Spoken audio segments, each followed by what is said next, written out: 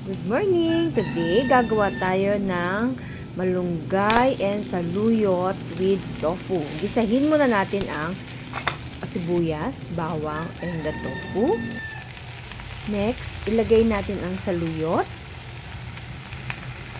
And, sunod natin ang malunggay.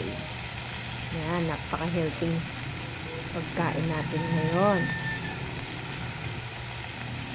Okay, cover natin. Hayaan lang natin siya ng maluto ng saglit. Ayan. Medyo lanta na siya. Haluin natin para ma-mix yung lasa niya. Haluin, haluin, haluin.